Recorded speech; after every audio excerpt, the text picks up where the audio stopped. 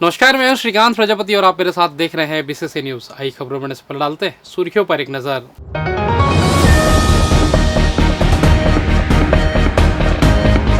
इबादत से पढ़ी गई ईद की नमाज, मांगी गई अमन चैन की दुआ।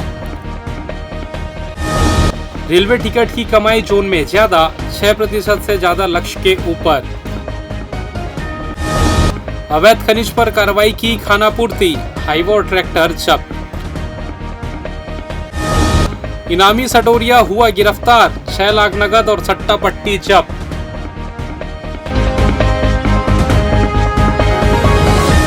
तो ये थी सुर्खियां, अब खबरें विस्तार से। ईद उल फितर का त्यौहार इस वर्ष बिलासपुर में बड़े ही उत्साह, भाईचारा और खुशियों के माहौल में मनाया गया। सुबह से ही शहर में रौनक देखने को मिली और हर ओर त्यौहार की खुशबू फैली रही। पवित्र माह रमजान के समापन के साथ ही ईद का चांद नजर आने के बाद बाजारों की रौनक बढ़ गई थी। सेवई खरीदने, बच्चों के लिए कपड़े खरीदकर ईद की तैयारी में जुटे हुए थे। शहर के प्रमुख ईदगाह में सुबह 8 बजे ईद उल फितर की नमाज अदा की गई, जिसमें बड़ी संख्या में नमाजियों ने शिरकत की। इसके अलावा शहर की विभिन्न मस्जिदों में भी अपने अपने निर्धारित समय पर ईद की नमाज अदा की गई। नमाज के दौरान लोगों ने देश और दुनिया में अमन, चैन, तरक्की और खुशहाली के लिए खास दुआएं मांगी। नमाज के बाद ईदगाह और मस्जिदों के बाहर आपसी भाईचारे की मिसाल देखने को मिली। लोगों ने एक दूसरे से गले मिलकर ईद की मुबारकबाद दी और पुरानी गलतियों के लिए माफी मांगी। इस मौके पर ईद मुबारक की गूंज से पूरा माहौल गूंज उठा। नमाज के बाद पारंपरिक रूप से लोगों ने अपने घरों में सेवई और शीर खुरमा का आनंद लिया। मेहमानों के आने जाने का सिलसिला देर तक चलता रहा और घर घर में मिठास भरा माहौल बना रहा। बच्चों में खासा उत्साह देखने को मिला। नए नए कपड़े पहनकर इत्र लगाकर बच्चे बड़ों को सलाम करते नजर आए और ईदी पाकर उनके चेहरे खुशी से खिल उठे।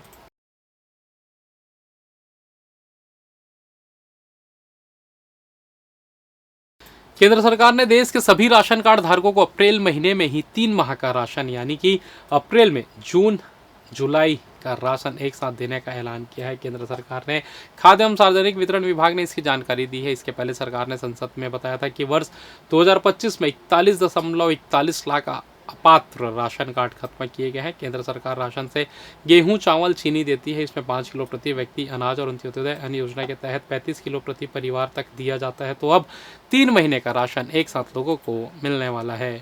दक्षिण पूर्व मध्य रेलवे ने वित्तीय वर्ष 2025-26 में यात्री राजस्व अर्जन के मामले में नया कीर्तिमान स्थापित किया है। रेलवे ने पैसेंजर रेवेन्यू के रूप में 1359 करोड़ रुपए की कमाई की है, जो पिछले वित्तीय वर्ष के 1330 करोड़ रुपए से अधिक है। खास बात यह है कि विभाग ने अपने निर्धारित आंतरिक लक्ष्य 1348 करोड़ रुपए को भी पार कर लिया है। रेलवे अधिकारियों के मुताबिक यह उपलब्धि बेहतर प्रबंधन का परिणाम है। इस साल कुल 82 करोड़ रुपए यानी 6.6% की वृद्धि दर्ज की गई है, जबकि लक्ष्य की तुलना में 65 करोड़ रुपए यानी 5% अधिक राजस्व हासिल हुआ है। कलेक्टर संजय अग्रवाल के निर्देश पर खाद्य विभाग द्वारा सघन जांच अभियान चलाया जा रहा है। जांच के दौरान सीपत स्थित Gangotri minerals and water plant में पानी की बोतलों का विधिक नमूना लिया गया। साथ ही मिथ्या छाप यानी भ्रामक लेबलिंग पाए जाने पर 1 लीटर की 210 पेटी, 250 ml की 330 पानी बोतल तथा 250 ml के 29,100 यानी पानी पाउच को सील किया गया है। इसके अलावा 2 अन्य फर्मों को सुधार करने हेतु सूचना जारी की गई है। टीम द्वारा सेवई, साबूदाना तथा अरहर और चना दाल के नमूने भी जांच के लिए हैं। इसी क्रम में रतनपुर स्थित महामाया मंदिर में श्रद्धालुओं को सुरक्षित एवं गुणवत्तापूर्ण प्रसाद उपलब्ध कराने के उद्देश्य से प्रसाद कक्ष निरीक्षण किया गया। भोग प्रमाणन हेतु खाद्य पदार्थों के नमूने लेकर परीक्षण के लिए भेजे गए हैं। मंदिर परिसर के बाहर लगे ठेले और गुमटियों की भी जांच की गई, जहां अखाद्य रंग से तैयार चाट को नष्ट कराते हुए संचालकों को खाद्य सुरक्षा मानकों की जानकारी दी गई। खाद्य सुरक्षा विभाग ने स्पष्ट किया कि अभियान लगातार जारी रहेगा ताकि आमजन को सुरक्षित एवं गुणवत्तापूर्ण खाद्य सामग्री उपलब्ध हो सके। सर्वाइकल कैंसर को लेकर जिले में भी टीकाकरण अभियान शुरू कर दिया गया है, जहां इस राष्ट्रीय अभियान के तहत 14 से 15 वर्ष आयु वर्ग की किशोरियों को टीका लगाया जाना है। लेकिन सोशल मीडिया, खासकर व्हाट्सएप और फेसबुक पर वैक्सीन को लेकर फैल रही भ्रामक जानकारियों के कारण लोगों में डर और भ्रम का माहौल बन गया है, जिससे टीकाकरण प्रभावित हो रहा है। जानकारी के मुताबिक निजी अस्पतालों में इस वैक्सीन की कीमत 4 से 7 हज़ार रुपये तक होती है और 2 डोज दिए जाते हैं। वहीं राष्ट्रीय कार्यक्रम के तहत यह टीका सरकारी अस्पतालों में निःशुल्क लगाया जा रहा है। इसके बावजूद लोगों की झिझक के चलते अपेक्षित प्रतिक्रिया नहीं मिल पा रही है। इसको लेकर जिला अस्पताल में रोजाना सुबह 9:30 बजे से दोपहर 2 बजे तक टीकाकरण किया जा रहा है। स्वास्थ्य विभाग ने जिले में 30 कोल्ड चेन पॉइंट बनाए हैं और कुल 22,363 किशोरियों को टीकाकरण का लक्ष्य रखा गया है। स्वास्थ्य विभाग और डॉक्टरों ने अभिभावकों से अपील की है कि वे अफवाहों पर ध्यान न दें और अपनी बेटियों को सर्वाइकल कैंसर जैसी बीमारी से बचाने के लिए टीकाकरण जरूर कराएं। और फिलहाल वक्त तो चला छोटे से ब्रेक का, मिलते हैं ब्रेक के बाद, कहीं जाइएगा नहीं। पिछले 17 वर्षों से रियल एस्टेट के क्षेत्र में दे रहे हैं अपनी सेवाएं और लगातार शहर की जनता को एक नई लिविंग लाइफस्टाइल। अपने कार्यों एवं सेवाओं के माध्यम से लाखों लोगों की उम्मीदों को दिया है आकार। इसलिए जिले में ही नहीं पूरे प्रदेश में इनकी पहचान है बरकरार। आपके सपनों के घर को हकीकत में बदल कर है दिखाना, इसलिए आपके लिए लेकर आए हैं भाटी आशियाना।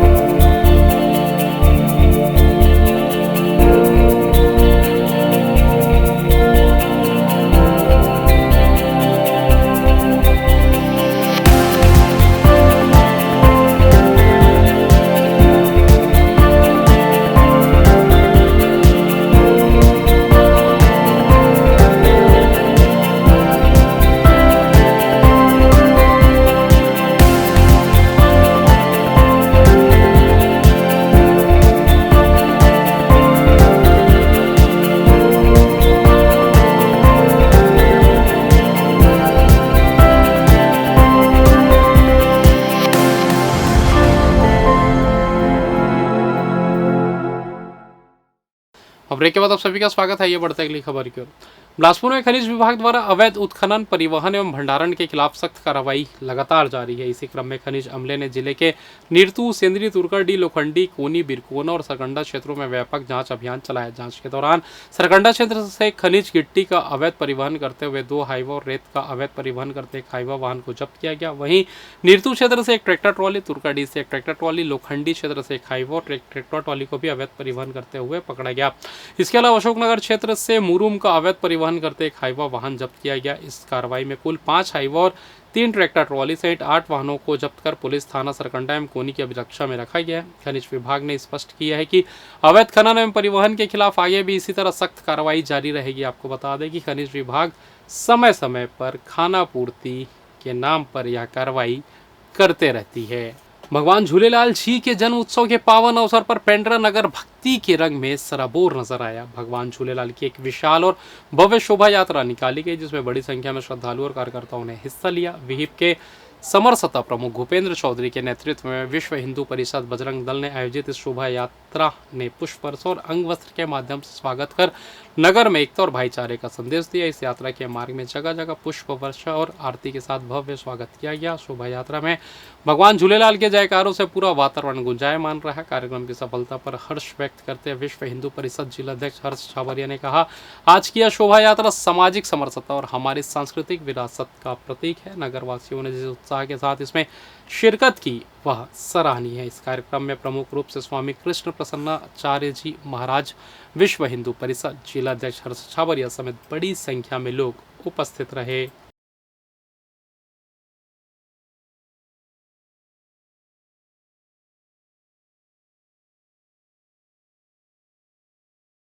पुलिस ने सट्टेबाजी के खिलाफ बड़ी कार्रवाई करते हुए लंबे समय से फरार चल रहे इनामी सट्टेबाज राजा बजाज और उसके एक साथी को गिरफ्तार कर लिया है। बताया जा रहा है कि आरोपी ऑनलाइन सट्टे का बड़ा नेटवर्क चला रहा था और कई दिनों से पुलिस उसकी तलाश में जुटी हुई थी। जानकारी के मुताबिक शुक्रवार को पुलिस को सूचना मिली जिसके आधार पर टीम ने घेराबंदी कर आरोपी को धर दबोचा।